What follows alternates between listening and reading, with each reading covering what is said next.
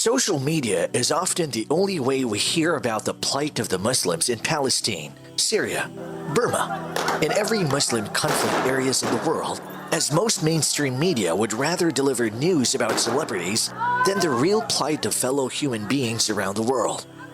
The need to entertain and be entertained has overtaken our need for humanity, just like during the times of the decadent Rome, when spectacles such as gladiatorial fights in huge coliseums are built in order for the people to forget the plague of human problems around them.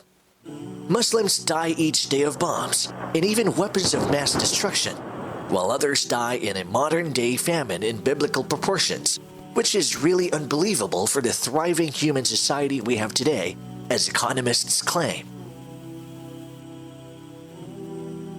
All these grim glimpses of the bad situation of Muslims around the world is being made worse by the fact that Muslims are already over-reported as terrorists, but under-reported as victims. Sympathy towards Muslims is something that is rare, because people are rarely being made aware.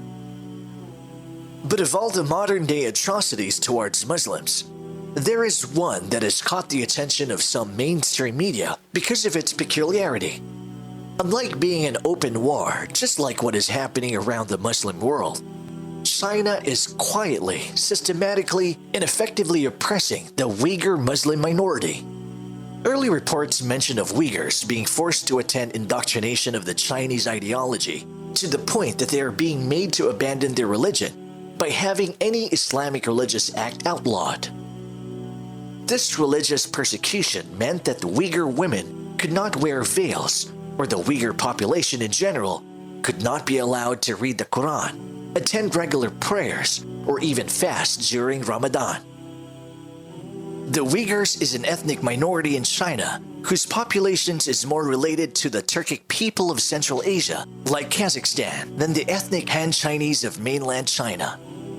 They have their own language, culture, and religion that is different from the majority of the Chinese.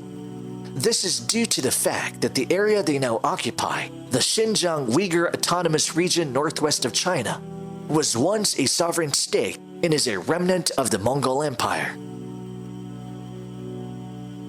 In 1933, the area is known as the Islamic Republic of East Turkestan, but it was occupied by China in 1934.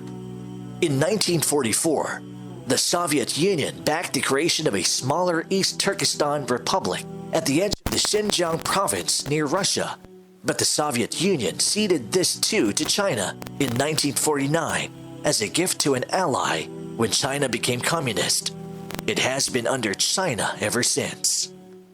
Since 1949, China has kept the Uyghurs in check in order to foil any independence movement whose small spark may cause a civil war that China could not afford to happen, let alone fight, as the Xinjiang province is very strategic economically, politically, and militarily. Xinjiang has 40% of China's coal reserves and 20% of its oil, gas, and wind energy. China is very well aware that Uyghur nationalistic pride shall undoubtedly prosper in a region that is technically a country of its own, and so they really wanted to keep this in check. Any form of defiance in the Xinjiang province by the Uyghurs shall mean large-scale conflict in the region. China knows that a Uyghur war for independence would be a tough war to fight, thanks to Xinjiang's available resources. A war with the Uyghurs will result in China finding itself knee-deep in a long, protracted, and costly war that it could not afford, especially now while it's in the midst of an economic boom. Xinjiang province is also at the crossroads between mainland China and other neighboring countries. It is also the best land route to Europe. Conflict arising in these areas would negatively affect China's economic policies, such as their Belt and Road Initiative, on their way to global trade supremacy, as they are currently in a literal trade war with the rest of the world. China began to dilute any possibility of a solid Uyghur Muslim identity in the region by helping Han Chinese migrate from mainland China to the Xinjiang province, In 1946, there was only 6.2% Han Chinese and 82.7% Uighur in the region. But in 2008, 39.2% of the region is already Han Chinese and only 46% Uighur.